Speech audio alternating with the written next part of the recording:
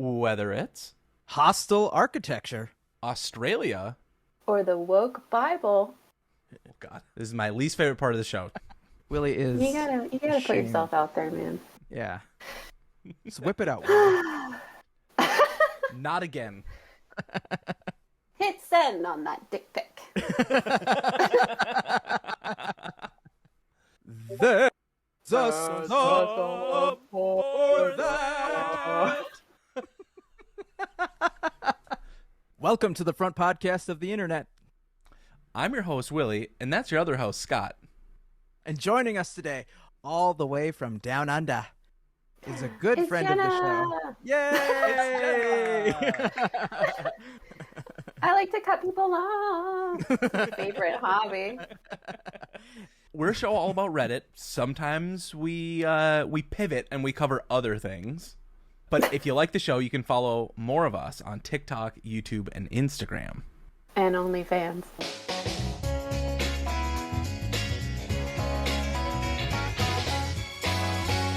Jenna, how would you feel about becoming a third wheel on this podcast? Yeah. I mean, you'd have to give up some ESO time. I don't know. Fuck no. I actually have a trial in an hour and 20 minutes, so let's wrap this up. Yeah. Jenna, have you ever been on a podcast? No.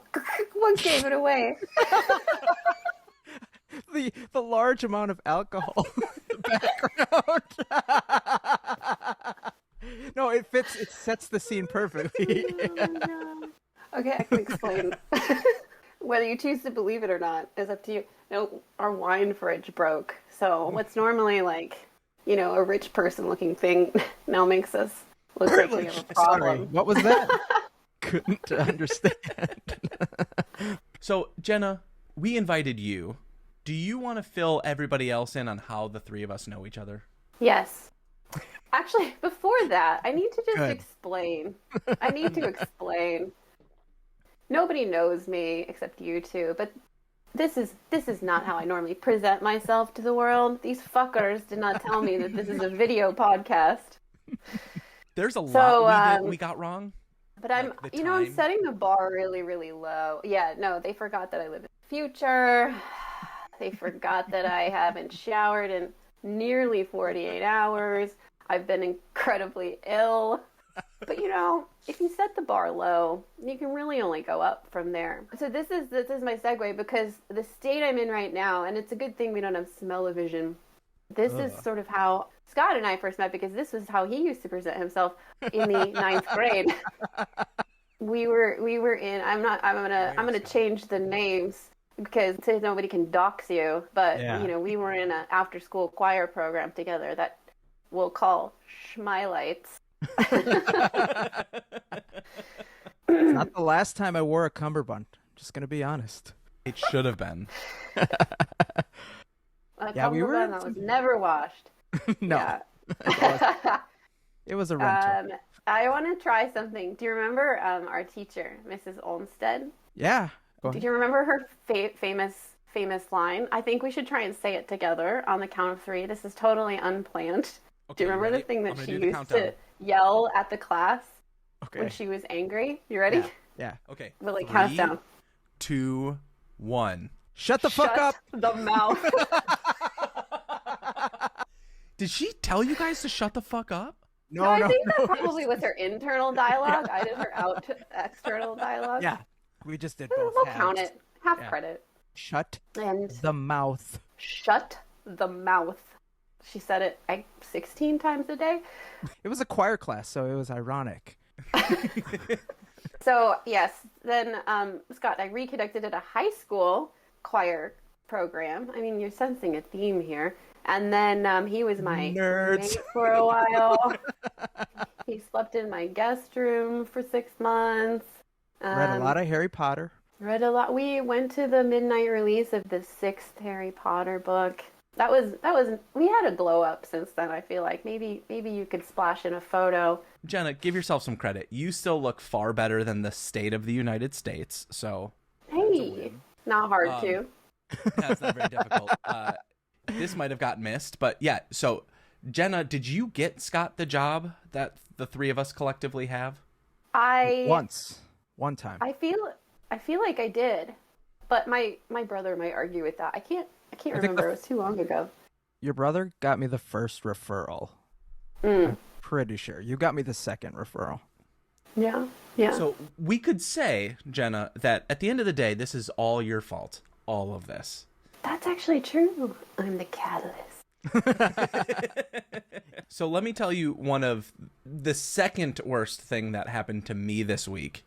It's unrelated to Reddit. The first worst thing is going to be something we're definitely going to be talking about. So let me just push that aside. So it's Pride in the United States. Is it Pride in Australia? For the sake of brevity, yes. Let's just say yes. We also our big Pride happens during Mardi Gras because it's very fun and colorful and it just kind of fits. But we also celebrate World Pride here. Yeah. Cool. Nice. There's this beer dabbler that was at the Walker Art Center, and my partner and I went to that a couple nights ago. Mind you, I wake up at 4 a.m. now to go to the gym, and then I do my work stuff and my day stuff, and then I go to bed at 9 o'clock at the latest, and it just hit 9 o'clock, so today is going to be a little rough. I had been up really early, and then I dropped her off at 9:30, so I'm already beyond my bedtime. I'm at the point where you start to zone out and forget that you're driving because you just you're familiar with the roads. And I see the tire pressure gauge has gone off saying that there's a low tire. And then I drive a little bit further, and then every 5 seconds it's going down a PSI. I have a choice. Do I turn here and go to the gas station so I can put air in the tire, or do I drive home and go to bed? It's a trolley problem. I'm a responsible adult. So I said I will endure and I will go to the gas station and put air in the tire. So I get there, I open up the door. There is a full puncture in the tire. It's not like anybody was malicious. It's just Michelin, never a sponsor of this syringe flapping around. Exactly. So then I had to call AAA and have them come out there, and I had to ask them, do I need to wait here while you find somebody? And they said, well, I mean, maybe, but you don't have to. We can remote into your car. I drive a Tesla, Jenna, so that they can just get into the car. I know. The white privilege oozing out of this story is let them finish. Do I have to wait here while you people do the work? You're right. I should have never told this story. So anyway, my butler was sick, and I had to make my own breakfast. That's all right. I'm going to pivot a little bit because that's exactly what happened. So I apologize for all the listeners.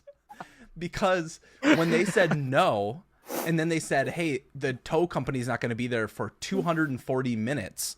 Wait, I love how you say 240 minutes. You should have just picked seconds to make it sound even longer. Yeah. For 14,000 seconds, they wanted me to wait. I was like, I'm not going to sit here for 4 hours. That's what they should have said, is 4 hours. He showed up and got me. He's super nice. Dropped me off. Did you already have the 1-star review filled out before they arrived? Finger on the trigger. Well, then... That begins, I'm not a Karen. But... I was very nice, but Tesla inevitably called me 3 times in the night when I was fast asleep to tell me, hey, we need you to hit the start button in the app so that they can get it on the truck, and then another time to get it off the truck. That's it. Wait, There's is that no the whole story? That's it. Okay. Just like my life, I'm just the ending is always disappointing. Okay, so second worst thing. That's pretty bad. Car trouble is not fun. I thought you were gonna say you hit a small animal on your way home. That would have been traumatic. We talked about that last week. Depending on the animal. Willy does not stop. He just keeps going. Because that's what he was taught. I learned from Ford. Gerald T? This is a throwback to last week's episode, but I did my driver's ed at the Ford plant in St. Paul, and one of the driver's ed instructors was like, if there's ever animals on the road, I don't get out of the way. If it's a small bird, I just hit it so that you don't get in an accident. And I'm a 15-year-old going, you just hit the fucking bird? That man was a serial killer. You know that, right? Now, in That's hindsight. why the floor plan's okay. closed. Everyone's dead. Just a bunch of skeletons inside.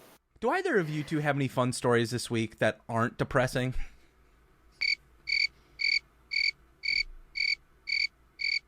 I got something here. It could be fun. Jenna, what have I been texting you at? Your 763 or 61? I mean, I don't have my old U.S. number anymore, so... Okay. Country code 61. Yeah. Was that depressing? Was that a number that you've had since you were a child and then... No, actually, I was very upset when I got my first iPhone. Do you remember? We had this conversation. Because I was a 612 for the longest time. I basically had that whole scene play out from the Sex and the City movie where she gets a new area. Yeah, Willy knows. Yeah, because I'm so old that my first iPhone, I had to switch from T-Mobile to AT&T, and this is pre-port your number days. It wasn't even fucking possible. This episode is got brought to the by Apple privilege. store in a buggy with horses and bought my first iPhone. But yeah, I had to switch carriers. And I was just like automatically generated like a 952 and I was disgusted. I was it was even worse. It was a 763. The true toilet of area codes. What a trailer park of a phone number. I immediately deleted Jenna's phone number. I was like, I was like, this has to be a scammer. Like, no legitimate members of society live in 763. Where even is 763? The outskirts of the state? No one knows. All right, this week in Damn, That's Interesting. I'm sending you this video of this storm-themed spa room. Now, when you think spa room, you probably think nice, relaxing, zen, maybe get some hot rocks put on your back, some cupping, if you will. But this spa decided to take it a little bit further.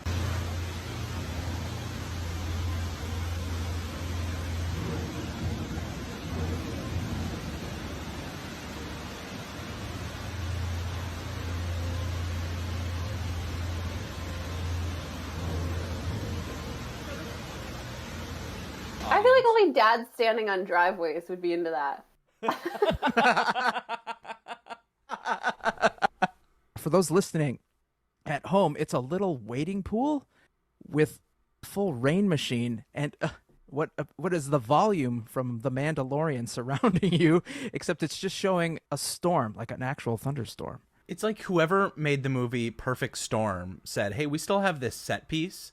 Let's turn it into a spa. Somebody will find some enjoyment out of it.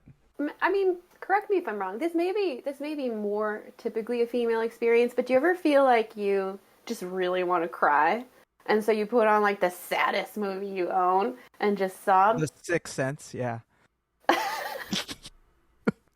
have so many movies to pick, and you went with The Sixth Sense?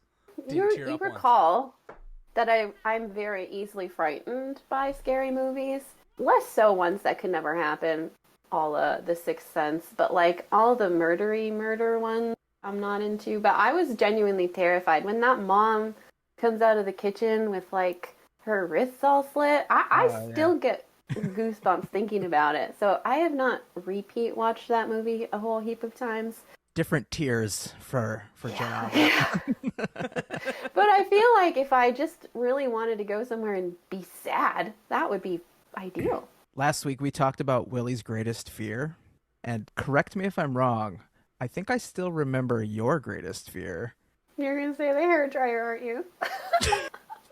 Wait, did you say hairdryer? Yeah. Hold on. My biggest fear, Jenna, is throwing up. I think that's an understandable. That has a name. That has a phobia name. Jenna's greatest fear is getting murdered while she's drying her hair. My biggest mistake of my whole life is telling Scott that, because he used to try and sneak up on me when I was drying my hair when he lived with me. Scare the shit out of me. It worked 100% of the time. What? Similar, I also have like a same family as like getting murdered in the shower. I think a lot of people have a getting murdered in the shower thing because of Psycho, but yeah, you're really vulnerable. Like my hair is like usually covering my eyes, so sensory. loud, Like I have no hearing, no sight. Like I'm vulnerable, man. You grew up with movies like Fear and Scream, where people were murdered in their homes all the time. Yes, by their friends. Spoiler alert. Long con, Jenna. The long con. The 25-year murder plan. Jenna, do you know any of Scott's biggest fears? I have one. I just have Being one. unloved. I have two. Is your first one dying alone? No.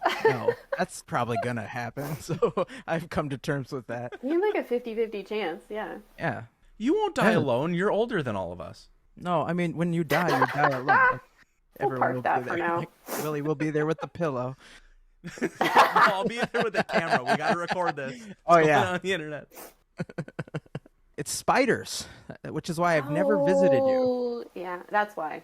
Yeah. Not because you're selfish and poor. Can we get that cliche out of the way, unless it's not a cliche? How many spiders are you friends with? I mean, acquaintances. I mean, we're not like throwing back beers on a Sunday. Don't do ride share into work. Well, not consensually, yeah. Oh. Okay, let me give you the continuum of like my relationship with spiders. The most common spider, big one in Sydney, is the huntsman spider. And it does get quite large, like maybe palm-sized, like including legs, right? Can you handle it on your face? Waking up with it on your face. They're really timid. Like they're not bros. They don't like hanging out with you, even should you invite them. But they're in theory quite good because they get rid of some of the nastier bugs. The first time that we found one at our house, it was in the bedroom, kind of up in like the corner of the crown molding. And we were pretty new to the scene, right? It was like 2 or 3 weeks in, and Jeff freaked the fuck out. Like he had taken a flight back to the US, like by the time I even really realized what was happening. And so a little bit of a gender reversal, typical stereotype there. So what I did is I got the vacuum. I armored up, like I put a hoodie on. Smart. I did the thing where you pull the string, so like you have like a commando window. That's just exactly where they're gonna go, though. I think I had like gloves. I was ready for battle, and then I extended the vacuum hose as long as it would go, and I just like sucked it up into the mouth. I was afraid it wouldn't actually fit because that's how big it was. Yeah. So that was, you know. She said. But now I have a pretty like peaceful relationship with the huntsman. If it's found anywhere in like the lower level of my house, I have a system. I take a big cookie sheet, because I have like double doors out to the back and a big door out to the front, and I kind of scoot it. I encourage it to leave the premises with the cookie sheet, and then we're Gucci. If it's found in my bedroom, I still kill the shit out of it. But I think if I saw one in the bedroom and then it like scurried into like some hole where I knew it wasn't likely to, eat my skin while I slept, I would probably not try and hunt it down. Like it's okay. They're among us. I want to burn the whole country to the ground. Just raise it. But people say the same thing about, harsh winter. I could never live there. And then you adapt. Sure, but the grossest thing is cockroaches, actually. They're far worse than spiders. And Sydney has, like, military-grade cockroaches. Learning so much today. You bring up the fact that the cold weather scares people away. But our show, which is sometimes mostly about Reddit, the people don't have, like, a Minnesota fetish saying, like, oh, I hate winter. Winters suck. Whereas there's a subcontext of almost the entirety of Reddit, no matter what thread you go into, that if somebody brings up Australia, there's a good chance they're bringing up the flora and fauna and how it all wants to kill human life. That's the headline, right? From Americans especially. It's like, Australia, deadly animals. Like, and they think that some of them shows like Crocodile Hunter, they kind of play into that. Crocodile Dundee, oh, isn't it so dangerous? But, it's funny if you ask any Australian, like, what animal would you never want to like encounter? Drop bears. They say bears, like grizzly bear, like because they're not here, and and when you think about it, really terrifying. I do remember growing up as a kid. My grandparents had a cabin in northern Minnesota, and there was a place where you could get like bags of bread, Wonder Bread, and go feed bears. You just like chuck pieces of bread at brown bears. And like it was just some guy who owned a dump, and you would like, I don't know, he's just trying to feed the bears. It's amazing how many serial killers Willy's encountered in his childhood. I know, right?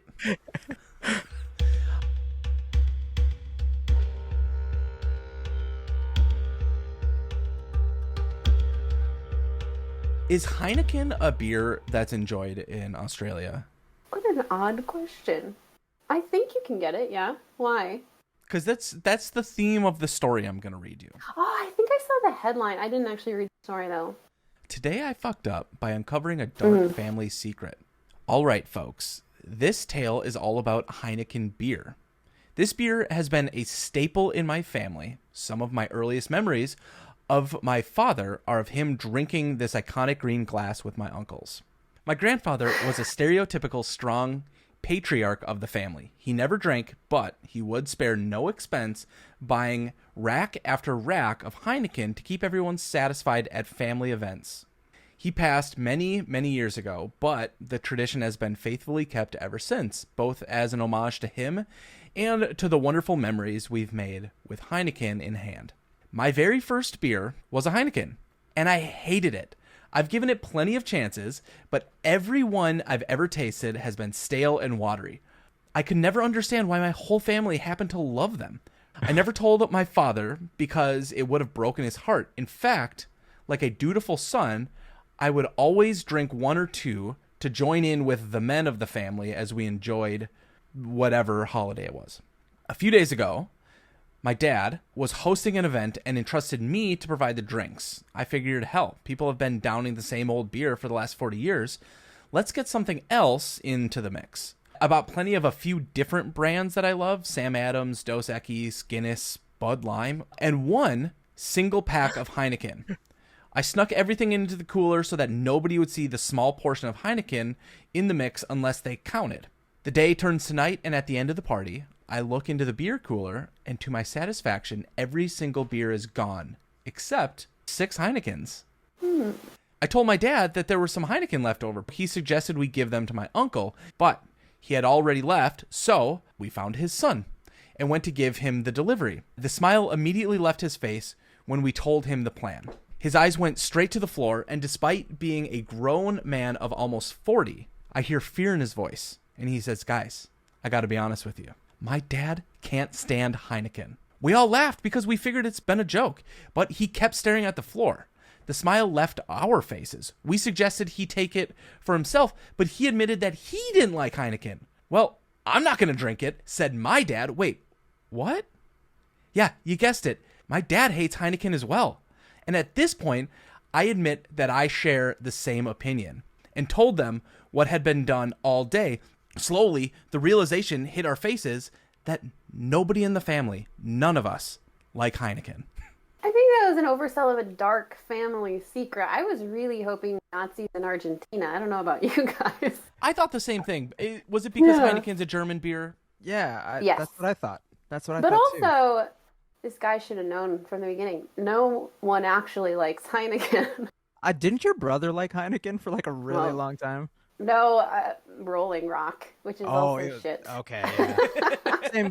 same color bottle. Oh god. I think this story's interesting because in so many ways it weaves this interesting tale of what America is going through right now. Of we will just go with something because we think it's nice and polite, instead of just speaking up and saying that's bullshit. Heineken sucks. Well, maybe here in the Midwest, but I don't know if that's a coastal thing. What, Heineken? Yes, but like people agreeableness. Yeah. Yes. On the outward agreeableness. Both coasts. If you've ever met anybody, and like my first job, I worked with only managers and leaders from the East Coast, and every single one of them told me exactly what they thought, how they felt, how things should be run, and it was such a nice breath of fresh air compared to the passive aggressiveness that we experience here. No one likes making decisions in the West, ever. Yeah. Drives me crazy. Can I tell you a better example of true dark family secret? Ooh, Oh, no. from my own and it actually might segue quite nicely into the next topic. Okay. I'm buckling up. I'm buckling it right now. Here we I go. hope my family doesn't care. Yeah, they don't care. I checked with them just now. I wasn't here for this because I don't know if I was born yet, doing the quick math, but my grandparents, right, were from Minnesota. And at a very young age, as a new couple, they pulled up stakes and moved to California. And this is the olden days, pre-Snapchat. A bit of a rash choice, as we know, no one ever leaves Minnesota. Fast forward several decades, they have now had 8 children, retired, grown up, the whole family in Southern California, and they're celebrating their 40th wedding anniversary. And the whole family is gathered. And at that moment in time, my grandfather decides that that's the perfect moment to let everybody know that really it's only 39 years, and that they lied to the entire earth about when they got married because my oldest aunt was a bastard. And the whole family had believed forever that they had actually been married a year prior than they really were. How good is that? Wow. Wish I had been there. You Okay. could have, I'm sure you could have heard a pin drop. Okay. Word is, my grandma was so pissed that she would have taken that secret to her grave, and she was irate that my grandpa told everyone. Did they have another 40th, an actual 40th the next year? I don't know. I don't think so. I think it was probably a sore subject at that point. I'm like, yeah, it's like a crisis. She's like, wait, am I a year older than I think I am? Like, she had to go through. That's a good story. That's hilarious. Unwanted pregnancies. Quite a problem. Was the family religious? Like, was this a big... 8 kids. I mean, what do you think? Maybe they had a farm. I don't know. In California, they had an orange grove. Yeah. No, They're very wealthy. Yeah. They were indeed religious. Okay. Yeah, All Catholic. right. The reason I ask is because we've given everybody a buffer. This is where if you dig a hole in the ground and bury your head in the sand, you can do so. You can choose to turn the podcast off. But we're going to go into the story that everybody's been talking about all around the world for the past couple days. And this week in Next Fucking Level. Yeah, this week in Next Fucking Level, 2 men and somebody actually qualified to talk about abortion. Talk about abortion. Solves the mystery of why I'm here. Can you Photoshop a big, token around my face? I wish. I do this every week. I send a memo. I send basically a list of topics of what we're going to do to the Supreme Court, but they never get back to me. So I had no idea, Jenna, that this was going to be on their list of to-dos. But in the post, which is titled, "I don't care about your religion," well, just take a listen and watch this video here. Comments might be strong, but it's how I genuinely feel. I don't care that you're a Christian. I don't care what the Bible says. I feel like it's a clown show, sitting here trying to decipher what your little mythical book has to say about these very real political issues, right? I don't care if you're Christian. In fact, I will fight for you to have your religious liberty and practice your Christianity. I believe in that. I don't believe in Christianity, which means that you do not get to dictate the way I live my life based on your religion. I don't care what the Bible says. You have every right in the world. All those women who identify with your religion have every right in the world to not get an abortion, to not take birth control, but they do not have the right to dictate my life and what I decide to do with my body. I don't care about your goddamn religion. I'm so tired of having nonstop conversations about what the Bible says. You live your life in the way that you interpret the Bible. Again, I don't care, but you don't get to take the Bible and tell me, well, the Bible says this in this chapter in this verse. I don't care. I don't care. I don't believe in it. And I have the right, based on our Constitution, to not believe in it. All right, you've watched it for the first time. You're an angry, conservative on your side of the world? What do they call you? Labor. Oh, okay, you're angry labor. It's labor and liberal. You have to vote for everyone. Like, you rake all the parties when you You have vote. rank choice voting? Must be nice. It's also compulsory voting. You have to do it, otherwise you go to jail, pay a fine. Yep. No, fine. Yeah. Oh, I think it's like 16 cents. Some people get really peeved about that though. 16 cents. They're like, I take my money. I actually don't know what it is. I think it's more like $35, but still, like, I just enjoy the process of voting. If you don't pay the fine, you have to box a kangaroo. Mm-hmm. Compulsory kangaroo box. Yeah. That's why we have no crime. No one wants to suffer the consequences. I just find it really ironic that the island that started out as a penal colony is doing a lot better. I got news for you. So did the U.S. I think people conveniently forget that. Yeah, I guess Yeah, they did. there were some colonists mixed in, but, you know, you literally have Puritans and criminals. And how it has lasted this long, no one knows. It explains a lot, but how it has lasted this long is a really good question, because we're still suffering under this puritanical rule. And Jenna, if you don't mind, could you share the reaction from the other side of the globe? I didn't have to work right away in the morning, so I was kind of just getting ready late, and suddenly, like, boom, text messages from everywhere. It caught me off guard.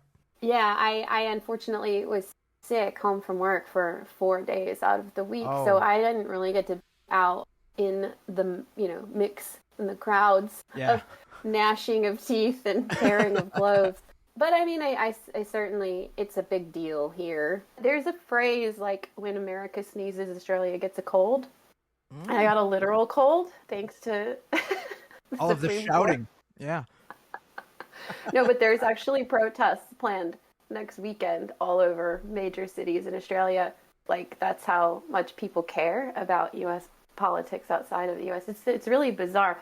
I've done a fair amount of traveling, and one of the things that I grew up always hearing from my family was people in other countries, they don't like Americans. And I don't know if I necessarily grew up believing my parents in a lot of ways. So I just asked people. I'd go into a coffee shop or a restaurant, and they would ask, because they clearly knew that you're not from Greece. Like, I don't look Greek. And they're like, where are you from? And I'm like, I'm from the United States. And then we would get to talking, and then they would say something like, we don't hate Americans. Your politics just really sucks. And it affects us.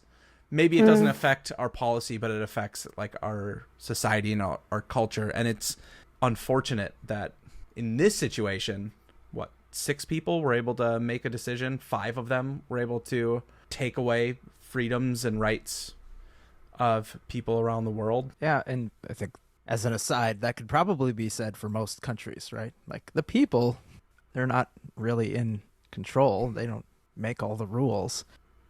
We just elect these a-holes who screw everything up for us. Yeah, and for the record, I think Australians love Americans. I think most countries don't like irresponsible tourists. Like in Bali, they hate Australians. Go there and get drunk and trash. So, but yeah, Americans are considered incredibly friendly, so people like that everywhere you go. But anyway, back to the topic at hand. Yeah, it's scary. I remember it used to be the norm, right, for when people were nominated that this question would come up, and a lot of times they would say, in fact, I think even Brett Kavanaugh said, well, this is a pre-established precedent, like, I'm not going to mess with it. And that's kind of been the line forever, like, no, this is just how things are done, this is how we do it, I'm not going to go in this precedent that's been standing for 50 years. The past 3 justices. Turns out no. I saw they had their fingers crossed behind the chair. Damn it. We missed it. It was right there. I saw a clip. The last 3 conservative justices that were nominated all said the same exact thing. And it's the principle that that courts in general should follow their past precedents. And it's important for a variety of reasons. It's important because it limits the power of the judiciary. It's important because it protects reliance interests, and it's important because it reflects the view that courts should respect the judgments and the wisdom that are embodied in prior judicial decisions. Senator, again, I would tell you that Roe versus Wade, decided in 1973, is a precedent in the United States Supreme Court. It has been reaffirmed. The reliance interest considerations are important there, and all of the other factors that go into analyzing precedent have to be considered.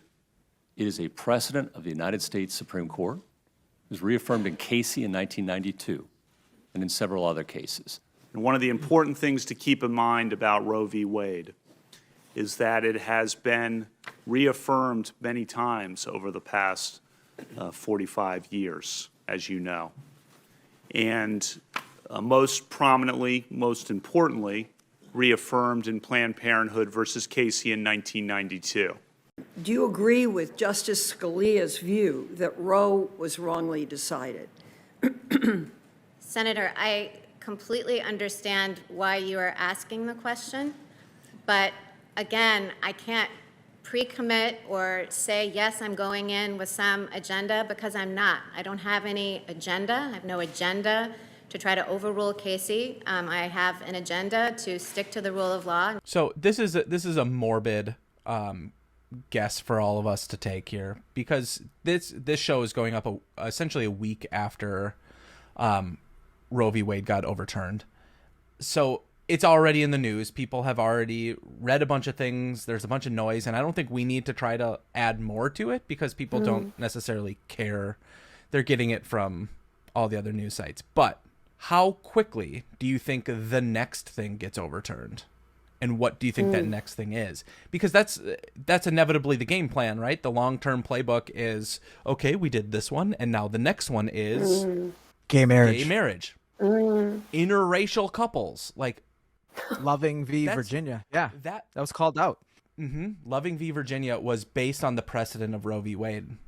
So I think we might be safe, considering one of the chief, can I use this word? Cunts. Is in fact in an interracial. Yeah. Yeah, no, it's different here, friends. Is himself in an interracial marriage. So, if we proved anything, they're self. That is one exit strategy that I can applaud. That's amazing. Sorry, we have to break up. It's now illegal to be with you. I still love you, but law's the law. Law, yeah. I think if they've proven anything, they truly don't give a shit about the law. They just want to, manipulate it to be as self-serving as possible. So I remember learning about all of these historic laws going into effect in like civics class back in middle school. And so I can remember like, oh, this is really cool. 30 years ago. So it was only 20 years old at the time. The olden days. Right. So to think at that time when you're learning about it as a child, you're like, oh, this is only 20 years old, that something this progressive could happen, that we didn't do anything to fortify or shore it up, codify, whatever they call it, to make it so that it will stand the test of time. That's the thing that I think I'm most angry about. Not that the conservative side of the aisle is doing exactly what they said they would do ever since we've known them. Because it's not a surprise. It's exactly it's on brand from the people you put there. Yeah, and it's just the other side, which don't even get me started on the two-party system. They're just like, oh well, everybody will just fall in line. Everybody will eventually think the way we think. When the whole time it's just been fucking Sauron lighting up the fires in Mount Doom and getting the army ready. Only this time there's no Aragorn, there's no ring bearer. Gollum actually got captured and gave the ring back. Can I give a bit of a silver lining? I'm good for that. That's my role here. If you've got a playbook, go ahead. They'll all be dead soon. No, I'm actually not kidding. That is the silver lining. That's the silver lining. Yeah, I know. But not by the hands of other humans. Just time. Oh God, we just need to put that out there on the internet. Don't misunderstand me. I just mean of old age, because they're old. Hopefully, peacefully at a ripe old age in their sleep with no outside influence. Thank you.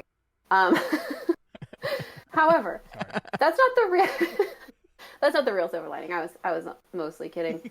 No, but I think we forget that the ability for us to reinterpret and change our laws is the strength of the U.S.